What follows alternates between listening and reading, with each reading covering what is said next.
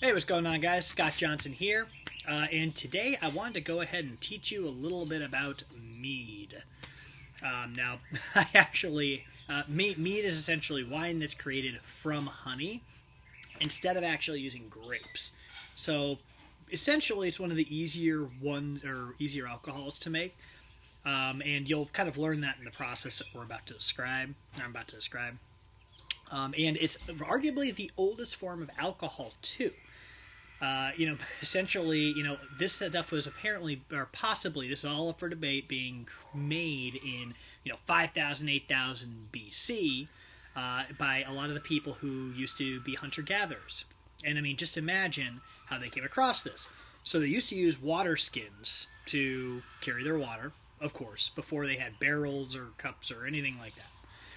And so what they would do is the hunters would go out on the hunt. And, of course, they wouldn't be gone for, a couple hours or whatever. They'd probably be gone for, days, okay? Maybe weeks. And what they would do is they'd use their water skin. Well, honey was found very early on to be a form of nutrition.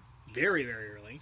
And so, and this is up for debate, but it makes sense why if the leader of a hunting party may, when they come across a hive, go up, take some of the honey, smoke out the bees, take some of the honey, and then pour it in each of their water containers to make sure that they have nutrition. Because why pass up a source of nutrition on a long hunt? You just wouldn't do it. And of course, that's when the magic starts happening. So then all of a sudden, the yeast that's in there, if it's just been sitting in their water container the entire time, then it starts blowing up, and all of a sudden they take a sip, and oh. So that's kind of arguably one of the ways that it could have happened. And, ever since then, I thought about making wine and stuff, but I don't know. Something about me. Because also I play Dungeons and Dragons, and I enjoy playing it. I also play Skyrim, and it is freaking fantastic. And of course, what do they drink in Skyrim? Sure, you have the Alto wine and that garbage, but what you have is mead. Blackbriar or Homebrew mead.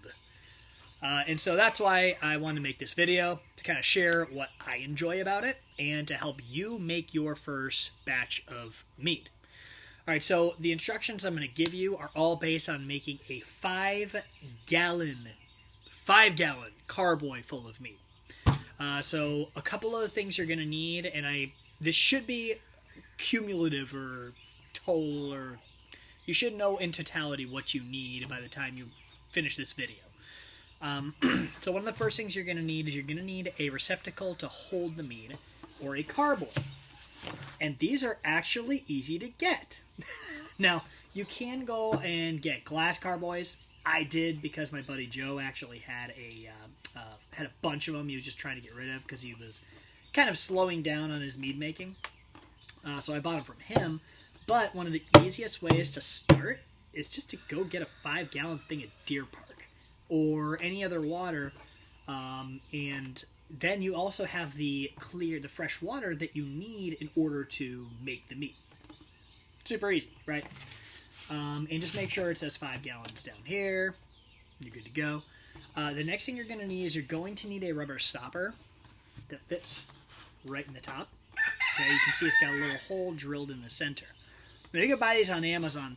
Believe it or not, I accidentally bought these because I needed them for a smaller car. Most of the glass carboys are half the size when it comes to the size of the mouth. And so I order them offline, and they come in, and I'm like, well, shit, what do I use these for? But then a few months later, literally they were just sitting there for months, I was at the farmer's market that my mom runs, and I saw this jug, and I'm like, Mom, that's 5 gallons. I want to try to use that to make mead. Wait a second, these might fit. And so it does. So ta-da. I paid maybe $5. This is a N10, I think is what they call them. N10. Maybe see it up there somewhere. Yeah, you can buy those off Amazon, have them shipped in, and good to go there. The next thing you're going to need is you're also going to need an airlock. So an airlock is this little bugger right here. Essentially, you put a little bit of water in. This goes into the receptacle, or into this little hole right here. Okay, and be careful. I just broke one, but it was old anyway, so it was whatever. So you don't want to twist them too much. But yeah, so these things, you essentially put a little bit of air in there, or a little bit of water in there. You only want it to go up to about right here. You do not want it to go higher than that, because then all of a sudden you're overflowing out the top. And the purpose of this is to make sure that carbon dioxide can get out, but nothing can get in. Now sometimes I'll have fruit flies or something like that kind of fly in there and die. So I'll sometimes have to take it off, rinse it out, put a new one on. You can see, if you look closely, this one kind of overflowed. This is a starter, which I'll explain to you in a little bit, but it overflowed into the freaking thing, so I have to actually wash it out. But since it's a starter, I'm not really too worried about it. I'll get that done whenever I get it done. Just after I'm going to make another batch of mead today, and I'll just use this and clean that out. And I'll show you how I made this thing too. This is kind of nice. But so that's what you need when it comes to materials. I use a whisk in order to mix the honey. I also use a spatula because it helps to kind of get all the extra stuff out. All the stuff you want to sanitize. Now, sanitization is extremely, extremely important in the first part of your mead. Like when you're first filling up the carboy, when you're first mixing all your shit together, when you're first mixing the musk is that stuff that guys wear that make them smell good. All right. So what I use potassium methylbutylsulfate. And you only need a little bit, I'd say about maybe a teaspoon and a half, 2 teaspoons. And I pour it into here, I put it in here, fill it up just about to here with water, and I shake the ever-loving crap out of it to make sure it gets all around. Because what it's doing is it's cleaning all of the extra bacteria and stuff out. Then what I do is I take and I dump it into a bowl, larger bowl, and I'll drop, everything else in. The stopper, my spatula, my whisk, just drop everything into a big bowl with the metabusulfate and water in it. And that way it sanitizes it.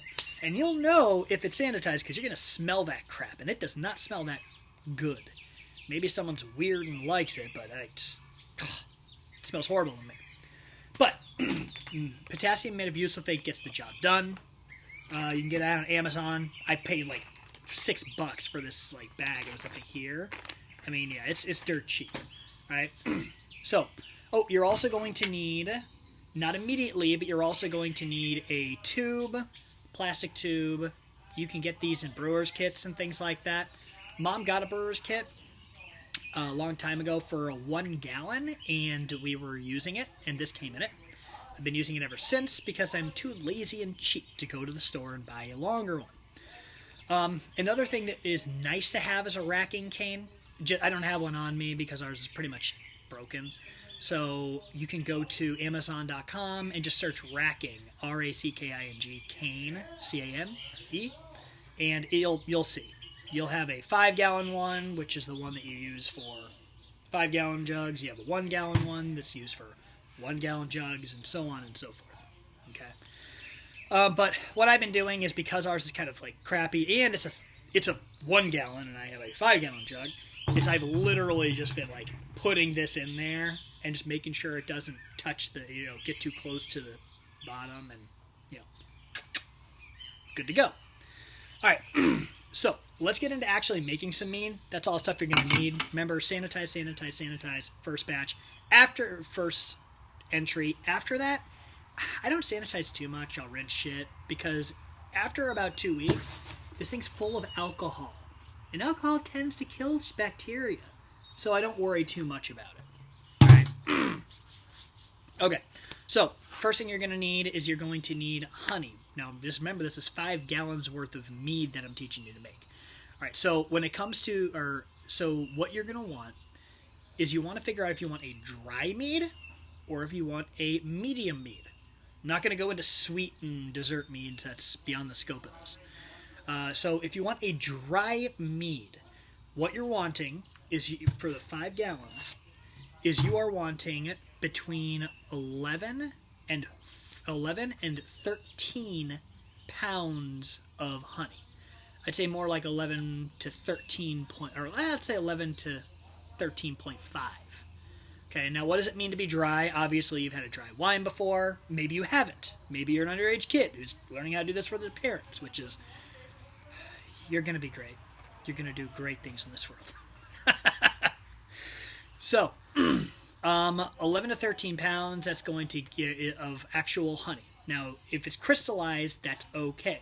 One thing I want you to know is crystallized honey ain't bad honey. All that means is that it's, basically crystallized. Essentially, you can pull it out with a spoon. It's not liquid at all. What you do is you can actually take that honey, put it in a pot, and then put that pot in a bigger pot, and fill that bigger pot with water, not so it overflows, and just start boiling the water underneath it. So what you're doing is you're creating a double boiler. It's heating the honey, and very slowly, because you don't want to, you will burn the crap out of honey if you put it on like the actual stovetop. So I'm just trying to save you some trouble here. And you just keep mixing it every now and then, and eventually it'll go back to the liquid form. Okay? Now, that's going to make it easier to work with. You do not want to put crystallized honey into the carboy, so just uncrystallize the honey if that is a thing. All right, so let's go ahead and let's make our medium mead. Medium mead, you're looking at about 13.5 to 16 pounds of honey. All right, so first step in the process is getting everything sanitized, all that good stuff. Next step, I know you want to start dumping shit in a carboy, but hold the heck on, okay? Because now we're going to talk about, really quickly, yeast. Now, this is like the last thing you do is pitch the yeast, but what I've learned to do, and it makes life a lot easier, is create what's called a starter. Now first, the yeast that I have been using is Lalvin EC 1118. This is a champagne yeast. All right, now there's many types of yeast. Experiment, do whatever you want. I just bought these because a book, which I recommend, The Complete Mead Maker by Ken Schramm. The Complete, Compleat, Mead Maker by Ken Schramm. Search that up. You can get it for like $12. The thing is a wealth of information.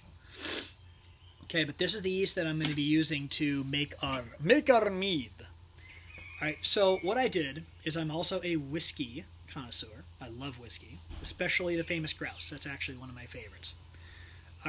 So essentially what I did was I took a quarter cup of honey. Well, first off, what I did was I actually, I didn't sanitize it first because you'll know why in a second. So I filled it up to here with water. Okay? Filled this 5th bottle up to here with water. Alright, I then took a 1/4 cup and dumped out 1/4 cup and just disposed of that water. Okay? Why did I do that? Because what we're going to be doing is putting in a 1/4 cup of honey in here. Alright? So I'm just kind of freeing up the space. Then what I do is, after I fill it up with water, take the 4th cup out, I pour that into a saucepan. I then boil it. Alright, start it to boil. So what am I doing here when that's boiling? Well, then I'm going to take Fermaid K. Fermaid K, what this is it is basically a mix between a yeast energizer and a yeast... I can't remember the term. It helps yeast eat and multiply. And that's what we're looking to do, is to have those yeasts multiply or flocculate like crazy. Because the more yeast, the easier it is to eat all that sugar that's coming out of the honey and crap out alcohol. Okay? So Fermaid K. So I'm taking a half teaspoon of Fermaid K, and I'm putting it in the boiling water. I'm then going to boil that for 5 minutes, and then I'm going to, and as soon as it's done boiling, as soon as I take it off the heat, I'm going to take a 1/4 cup, 1/4 cup of honey, and I'm going to put it in there. Start mixing it in, keep it off the heat, put a lid on it, and I'm going to let it sit and cool down to room temperature. Alright, so what we just did is we just created a perfect breeding ground for yeasts to help them multiply. Right, so after that's done, I am going to sanitize my funnel. I'm going to sanitize, uh, my spatula, and anything that has to do with me getting that little must, the mini must, I guess to call it, into this bottle. All right, so I sanitize everything. I go ahead and fill it up in here. Okay, and then I go ahead and fill it up in here. Normally, because of the extra boiling, you're going to boil off some water, so it didn't go up that high. I went to right here, which is fantastic. And then after I did that, I went ahead and I put the yeast in. So essentially, I tore this off, put the yeast in the funnel, and then I used a little extra water. It can just be tap water, whatever, to kind of rinse all of it down there. Then what did I do? Well, I put the cap on and I shook the shit out of it. Why? Well, oxygenation. If there's one thing you take away from this video, then it needs to be this. Oxygenated mead is good mead. Non-oxygenated mead is shit. Alright? The more oxygen you can pump into every bit of this process in the beginning, after this, you do not want to do that, then you are going to you're going to be good. The mead's going to turn out fine. As long as you sanitize correctly on the first round. Alright. So, and what I did to create this little, this little thing is I took a wine cork. I used a drill. I just basically measured up the drill bit to the size of this, airlock, drilled it through, and it fits perfectly. And now this one's actually ready, so I'm going to be using this morning. So you can see that over 3 days, this was a 3-day period, that this yeast has eaten the sugar and has settled right here at the bottom. Now, normally, if I let it wait longer, it's going to continue to clear, and it'll be perfectly clear. It's already done, so I'm not too worried about it. And now we have a slurry down here at the bottom. This is the yeast that will eat all of the honey in your mead. All right? So, we've got that.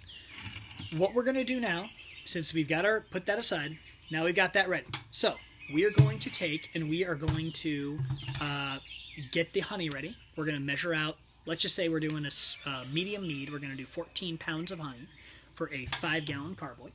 All right?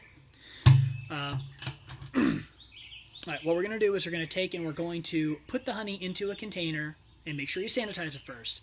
Put about a cup of water in there and use a whisk to just whisk it around. And just keep whisking it until it's liquid. Like really liquid, because that's going to make it a lot easier to pour into here. Alright?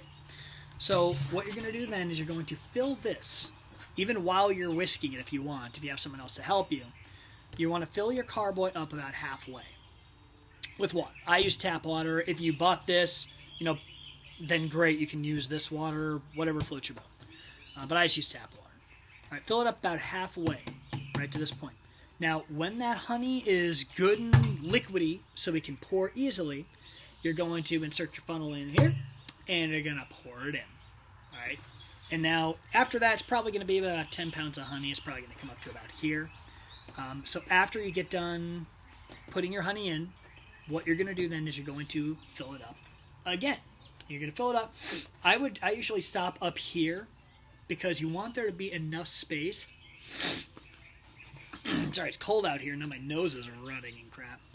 You always want there to be enough space for any expansion of the yeast, because normally using this starter helps to mitigate it, but you can see how it overflowed there. Imagine it doing that in this carboy, and then you have to deal with it from there. That's why I do the starter. All right.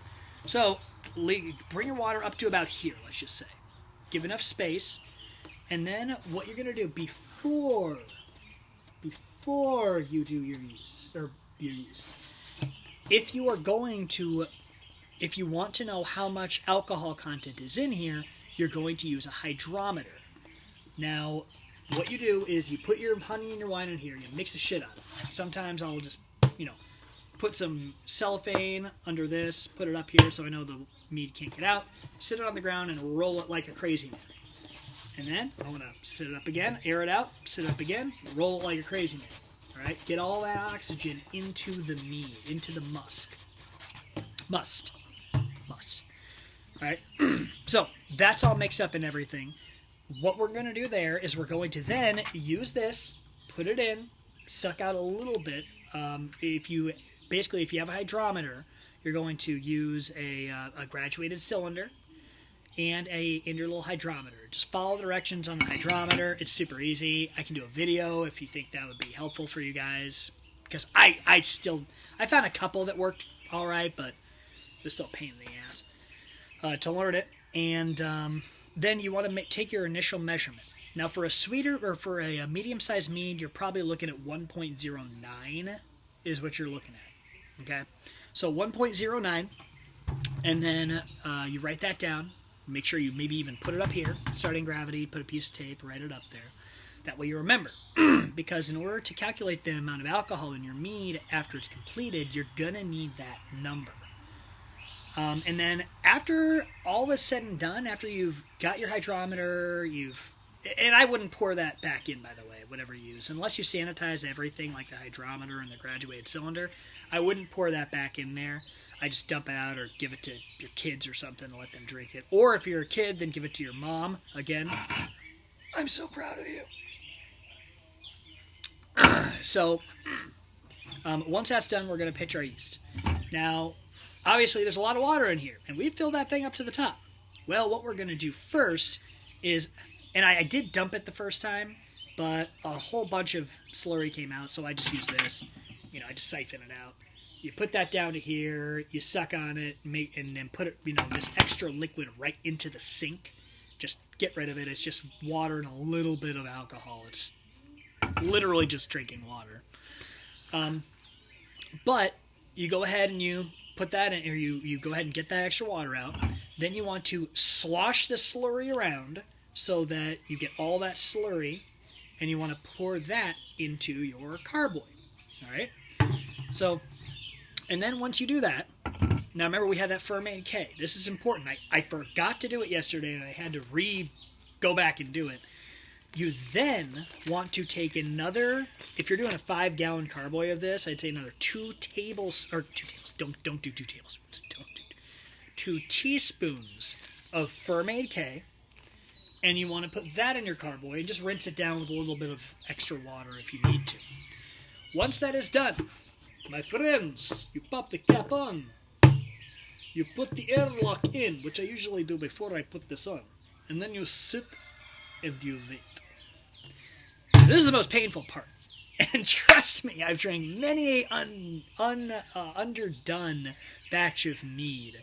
And in fact, the other one that I just drank it still wasn't fully done. But it was really good. So what we're doing now is we're starting like 30 gallons of mead, because there's no way in hell that we would drink that much, quickly. But essentially, you're waiting for this little thing right here. All right, the first thing now we're going to get into kind of a racking thing. So what you're going to do is you're going to see that it keeps kind of bubbling over 3 days. It'll start bubbling. It may take a little less. It may take a little longer. Don't worry about it. It'll start. Right. So essentially, what we're going to do from there is once this has gotten to the point where it's like every minute that it's bubbling, okay, that's when you know that the yeoman's work, a bit of the work has been done by the yeast. And so what we're going to do is you're going to see that this actually, it does this at the very bottom. You'll see that there's yeast down there. It'll be kind of brownish. A lot of it's dead yeast at that point. So what we're going to do is we are going to do what's called racking. And that simply means taking obviously if you have a siphon, that's great.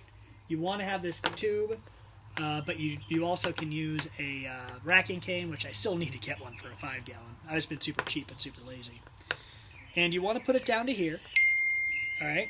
And then what you're wanting to do is you want to make sure that when you're racking it, you're not getting all this crap at the bottom. Disclaimer. You're going to lose mead when you're racking. Get over it. It's okay. There's 4.5 other gallons, right?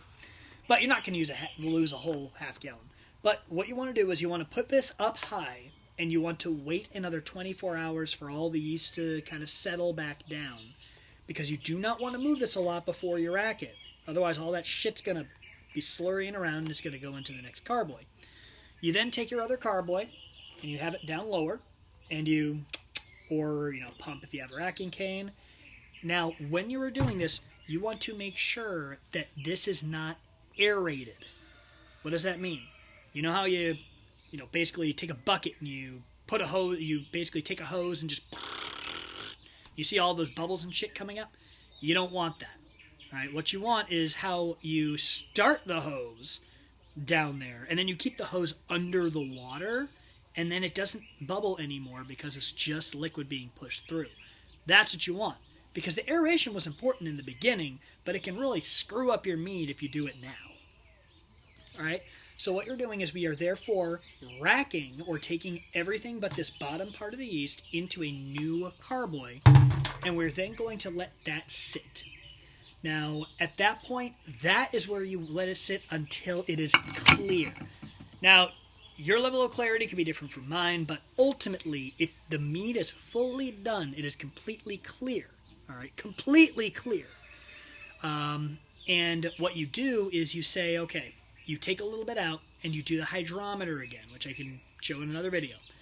All right, so you do your hydrometer again, and you say, all right, so you spin it, and now it was 1.9, now it's 0.094. All right, so you say, okay, cool. Then you let it sit for another week. You take that reading again. If it does not go below 0.094 to 0.092 or 3, then that mead is most likely done, and it's clear. It's got to be clear too. And once that's done, you can get into the whole bottling. Bottling, I mean, you could bottle. You could just use the freaking carboy and just put it in a pitcher every time you want some. But just make sure to drink it with friends. Like I said, I'm a Dungeons and Dragons player, so we drink mead. Last night we played a game and we drank 2 bottles of dry mead. Some bottles that are really cool because they don't require you to cork are these. I just got these because I needed to try someone else's mead. This one was garbage. Shh. I made a batch one time and over-oxygenated it, and it tasted just like this does. But there's some really good ones out there, though. But these bottles, that was really, those are really nice. And then you just let them sit. But yeah, hope that helps you guys. That is your first batch of mead and a couple of really cool tricks that I didn't learn in the beginning. Wink, wink, nudge, nudge. That really help out. If you have any questions, just post below. All right, latest.